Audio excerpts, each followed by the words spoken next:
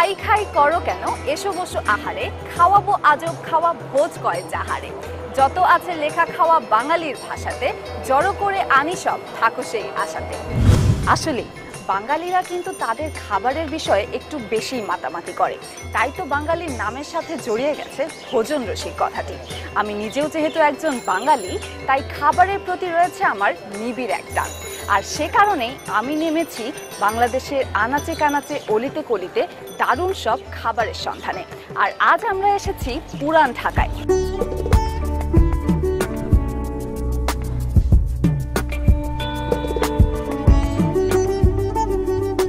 রাজধানী উত্তর পূর্বে বুড়িগঙ্গার তীরে অবস্থিত ১৪৬৩.৬০ বর্গ কিলোমিটার অংশটিকেই পুরান ঢাকা বলা হয়ে থাকে। একসময় পরিকল্পিত, বর্তমানে বিশৃঙ্খল, ঘিঞ্জি, যানজটপূর্ণ, অপরিষ্কার, কর্মব্যস্ত বর্তমানের এই পুরান ঢাকা। মোগল, ব্রিটিশ, পাকিস্তান আমল পার করা পুরান ঢাকার অনেক কিছু পরিবর্তন করা হলেও আজকের পুরান ঢাকা আজও ধরে রেখেছে কিছু ঐতিহ্য ও সেই সাথে তার খাবার। দীর্ঘ ৪০০ বছরের অধিক সময় ধরে পুরান ঢাকা মানেই সেরা আর বিখ্যাত খাবারের সমারোহ। তবে পুরান ঢাকার নাম শুনলে সবার আগে যে খাবারের নামটি প্রথমে আসে তা হলো বিরিয়ানি।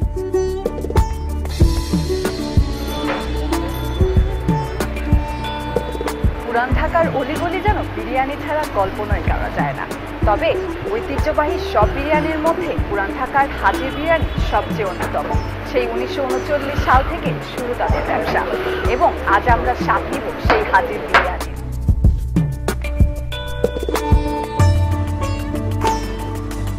কাজী আলাউদ্দিন রোডে নেমে একটু সামনেই দেখা পাওয়া যাবে সাইনবোর্ড ছাড়া হাজির বিরিয়ানির প্রধান শাখা। ১৯৩৯ সালে হাজী মোহাম্মদ হোসেন এই বিরিয়ানির ব্যবসা শুরু করেন। স্বাদ ও গন্ধ বাজারের অন্য বিরিয়ানির তুলনায় আলাদা হওয়ায় অল্প দিনে এই বিরিয়ানি জনপ্রিয় হয়। হাজী মোহাম্মদ হোসেনের পরে তার ছেলের হাত ধরে বর্তমানে নাতি হাজী মোহাম্মদ শাহেদ হোসেন এই ব্যবসা দেখাশোনা করে যাচ্ছেন। তারা যে চাল ব্যবহার করেছে, সচরাচর আমরা যে পোলাওয়ের চাল খেয়ে থাকি, আতপ চাল, সেটি তারা সাধারণত ব্যবহার করে থাকে। আহামরি কোনো বাসমতি চালের ব্যবহার এখানে হয়নি।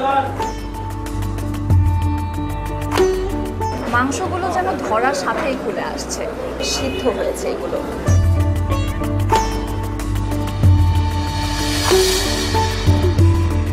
অসাধারণ, সত্যিই অসাধারণ।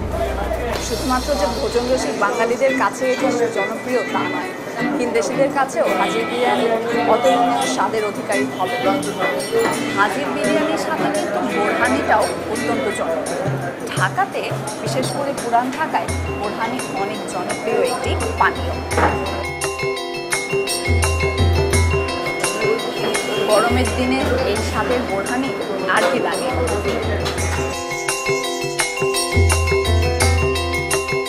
শুরু থেকেই সম্পূর্ণ দেশীয় সব মশলা ব্যবহার করা হয় বলে আজও প্রায় একই রকম এবং অপরিবর্তিত আছে এই বিরিয়ানির স্বাদ ও গন্ধ।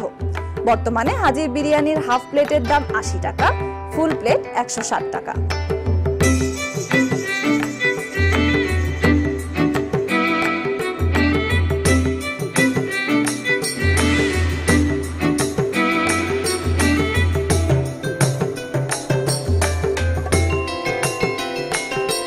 পুরান ঢাকার সাথে জড়িয়ে আছে ঢাকা শহরের আদি ঐতিহ্য। স্থাপত্য শিল্প কিংবা সমগ্র এরিয়া জুড়ে এখানে ওখানে নানা রকম নিদর্শন ছাড়াও এখানে রয়েছে বিভিন্ন রকম খাবারের সমাহার। কালের বিবর্তনে অনেক খাবার হারিয়ে গেলেও বেশ কিছু খাবার তার নিজস্ব বৈশিষ্ট্য নিয়ে শুরু থেকেই জয় করে আসছে মানুষের মন।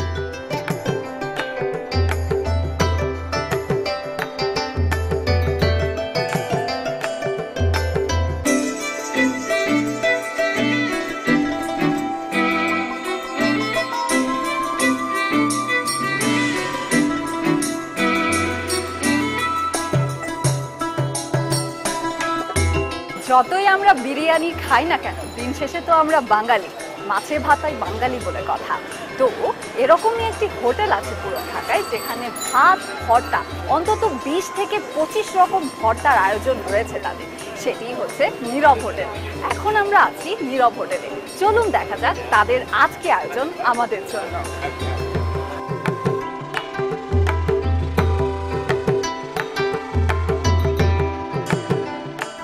পুরান ঢাকার নাজিমউদ্দিন রোডে অবস্থিত এই রেস্তোরাঁর অন্যতম আকর্ষণ হচ্ছে এখানকার ভর্তা ভাজি।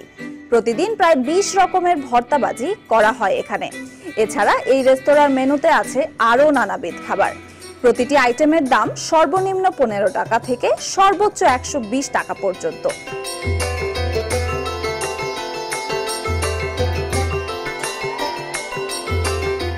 সিরিয়াসলি এত খাবারের সমাহার আমার দেখেই তো মাথা ঘুরে যাচ্ছে।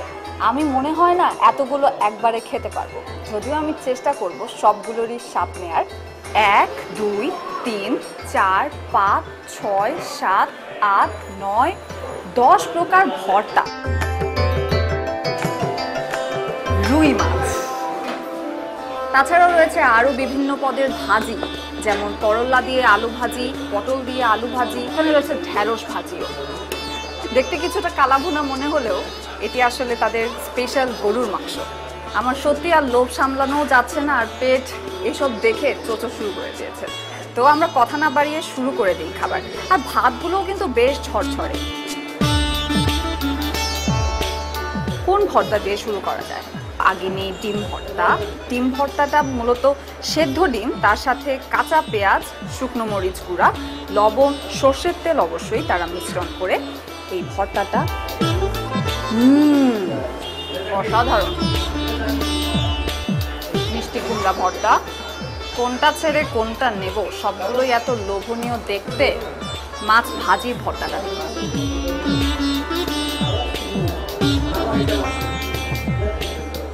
ভাজা মাছের সাথে সরিষার তেলের ঘ্রাণ সত্যিই অতুলনীয়। আরো আছে মুরগির রোস্ট, লইট্টা শুটকি ভুনা,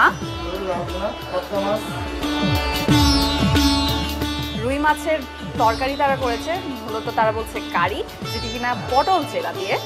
অবশ্যই দেখতেই লোভনীয় লাগছে, তাই না? আমি এটি দিয়েই আগে খাবো। পটল নেই,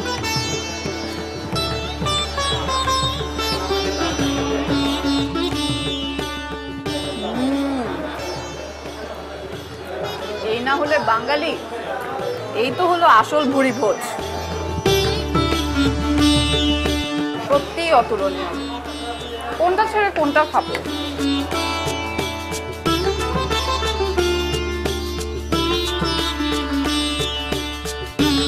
অসাধারণ। এবার খাই একটু কাচকি মাছ দিয়ে। আমার বারবার চোখ যাচ্ছে কাচকি মাছের দিকে, লোভ সামলাতে পারছি না। আসলে বাঙালি খাবারকে আর কতভাবে আমরা বলবো যে এটি স্বাদে অতুলনীয়? এর কোনো সীমা নেই স্বাদের। দেখতেই কত লোভনীয়, তাই না? একটু রুই মাছ ভাজাটা খাই। মাছে ভাতে বাঙালি বলে কথা, মাছ না খেলে পূর্ণতাই পায় না।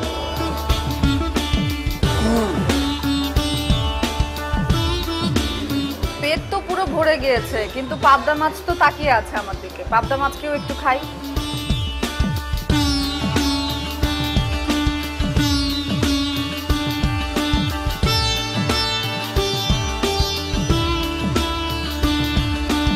অবশেষে শেষ। ওমা, খাবার শেষ হতে না হতে এ দেখি আরেক আয়োজন।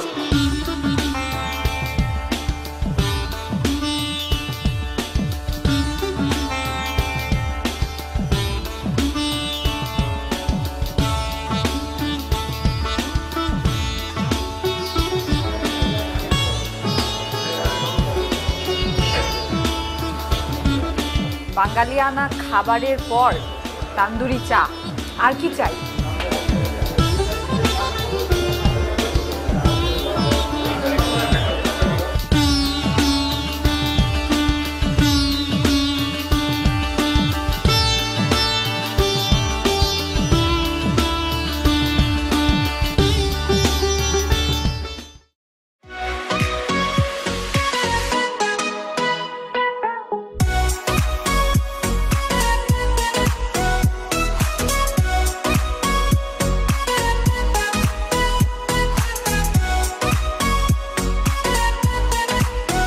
বেলা যত বাড়তে থাকে আরো প্রাণবন্ত জমজমাট হতে থাকে পুরান ঢাকা। সন্ধে নামার সাথে সাথে পথিকের ব্যস্ততা, গাড়ির কোলাহলে আরো মুখরোচক খাবারের মন মাতানো ঘ্রাণে পুরান ঢাকা ফুটে ওঠে তার সবটুকু স্বতন্ত্রতা নিয়ে। হাঁটতে হাঁটতে গলা শুকিয়ে গিয়েছে প্রায়, আর আমিও পৌঁছে গিয়েছি আমাদের কাঙ্ক্ষিত সেই ঐতিহ্যবাহী জনপ্রিয় বিউটি লাসি এবং ফালুদা ঘরে। চলুন স্বাদ গ্রহণ করা যাক।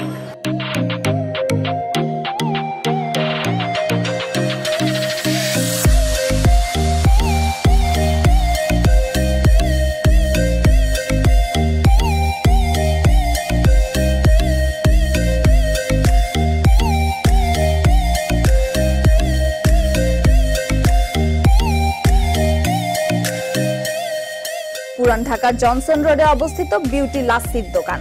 সময়টা 1922 সাল।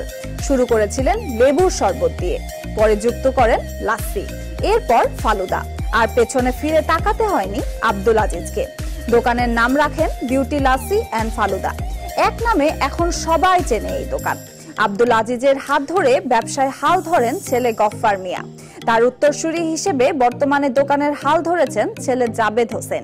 বন্ধুরা, এখন আমরা কথা বলবো বিউটি লাসি এবং ফালুদা ঘরের কর্ণধার মোহাম্মদ জাবেদ হোসেনের সাথে। এই শাখা ব্যতীত আর কোনো শাখা আছে কি?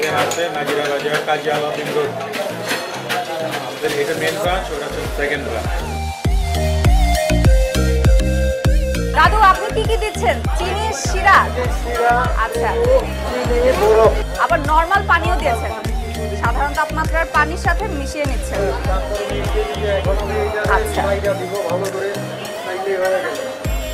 পুরোটাই কিন্তু প্রাকৃতিক, মানে বাহিরের কিছুই কিন্তু তারা ব্যবহার করছে না। দেখেই তো মনটা স্নিগ্ধ হয়ে যাচ্ছে। এত গরমের দিনে এত পথ হেঁটে আসার পর লেবুর এই প্রাকৃতিক শরবত পেলে আর কি লাগে।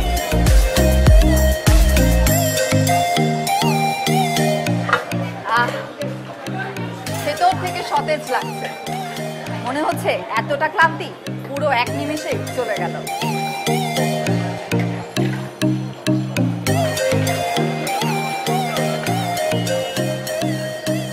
এবার আমরা খাবো লাচ্ছি।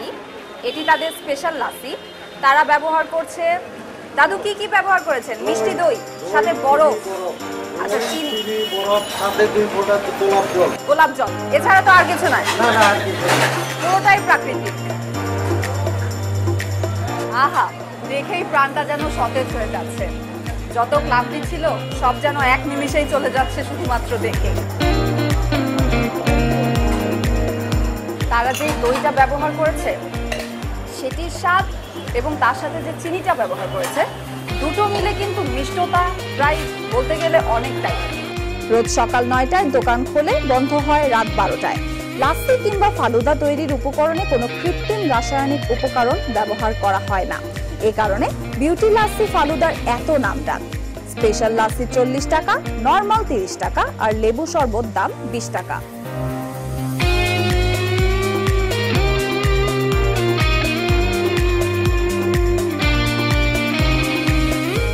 রাত বাড়ার সাথে সাথে পুরান ঢাকার এক একটি এলাকা হয়ে ওঠে এক একটি খাবারের হাব। যেমন এই লক্ষ্মীবাজার, দিনের বেলা একদম সাধারণ, কিন্তু রাত হতে না হতেই আনাচে কানাচে গড়ে ওঠে ছোট বড় খাবারের সব আস্তানা।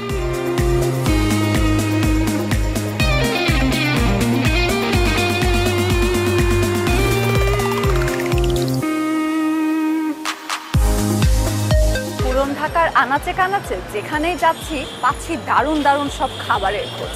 হাঁটতে হাঁটতে চোখে মিলল এই যে মজাদার ছোলা। এই ছোলাতে কি কি দিয়েছে? আমার যত আইটেম সব আমি বলে দিতে পারবো, শুধু সিক্রেটটা আমার কাছে, মানে এটা একদম সলিড। সিক্রেট কি এই যে আলু দিয়েছে? এর জন্য না, মানে এটা খুব যত্ন করে অনেক দিন ধরে এটার ভিতরে বিশ্লেষণ করতে কিভাবে তো জিনিসটা মজা করা যায় স্বল্প করতে। আচ্ছা, সলিড আছে সবকিছু। এটা কি নিচ থেকে কি গরম হচ্ছে? অনেক গরম। উপর দিয়ে কি চাট মশলা দিয়েছেন আপনি? জিরা আছে, দইনা আছে, গরম মশলা আছে, পোস্তদানা আছে, তারপর জায়ফল, জয়ত্রী।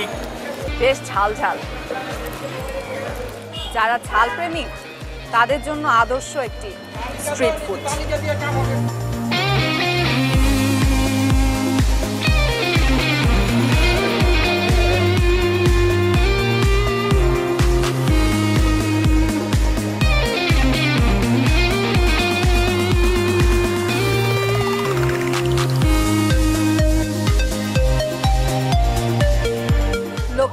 ভেতরে ঘুরতে ঘুরতে শুনলাম এখানে নাকি একটি নামকরা চাপের দোকান আছে। তাহলে আমরা কেন এই সুযোগ হাতছাড়া করব? চাপ তো অবশ্যই স্বাদ করতেই হবে। চলুন স্বাদ নেওয়া যাক চাপে।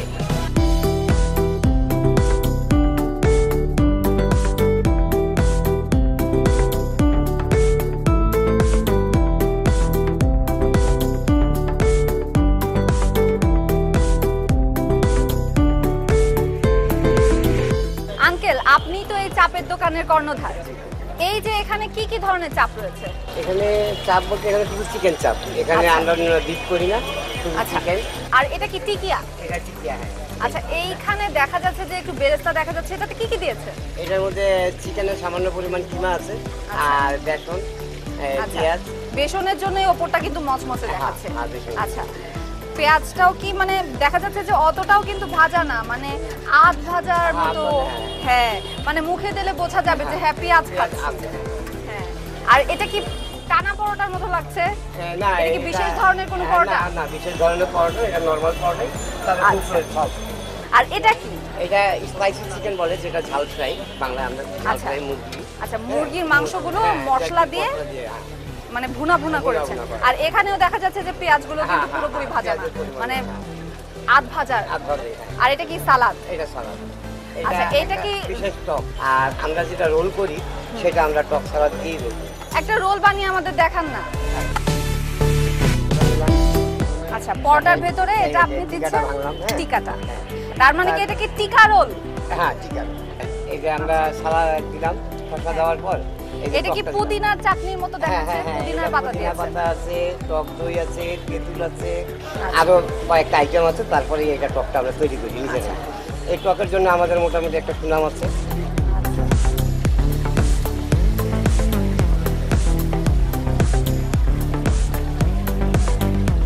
শাসলিকে তো সব চিকেনের বুকের মাংস। হ্যাঁ, না, হ্যাঁ, সলিড মাংস, কোনো হাড় নেই এর মধ্যে। আচ্ছা,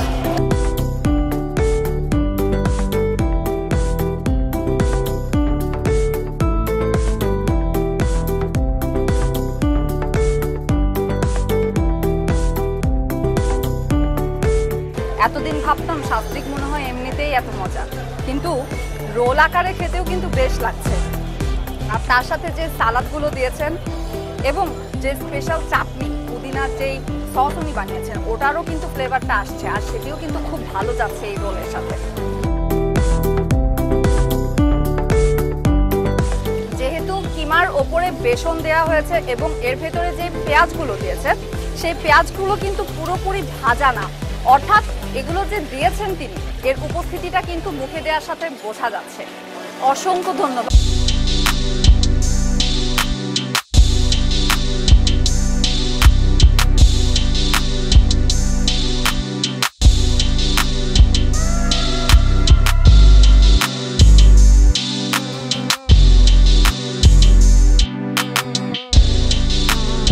আজকের দিনের পর্ব শেষ করার জন্য এর থেকে ভালো কিছু আর হতেই পারে না। চলুন স্বাদ নেওয়া যাক শাহী সুলতানি চায়। চা বাঙালির নিত্যদিনের সাথে জড়িয়ে রয়েছে। ভিন্ন ভিন্ন স্বাদে চায়ের রস উপভোগের নিত্য নতুন পদ্ধতিতে চা তৈরি করা হচ্ছে। তেমনি চায়ের নতুন প্রকার তন্দুরি চা। তন্দুর চায়ের জন্য মাটির ভাঁড়কে চুলার ভেতরে রেখে ভালো মতো গরম করা হয়। অন্য আরেকটি চুলায় গরম হতে থাকে চা। ফরমায়েশ আসলেই তন্দুর থেকে মাটির কাপগুলো চুলা থেকে বের করে গরম চা ঢালা হয়, আর ঢালার সাথে সাথেই গরম চা বুদবুদ করে উপরে উঠে এসে কাপ থেকে গড়িয়ে পড়ে। সাথে তৈরি হয় সুস্বাদু ধোঁয়াটে মাটির গন্ধ। মাটির কাপের এই গরম ধোঁয়াটে স্বাদই মূলত এর বিশেষত্ব। তাদের চায়ের কিন্তু অনেক রকম ভ্যারাইটি আছে, যেমন খানদানি চা, চকলেট চা, তান্দুরি চা, স্ট্রবেরি চা, পনির চা, বাদামি চাও কিন্তু আছে। আর এছাড়াও তাদের আরও আছে চকো ব্লাস্ট নামক স্পেশাল একটি পানীয়, এবং তাছাড়াও আছে মাখন মালাই, স্পেশাল চা, চকলেট কফিও কিন্তু আছে।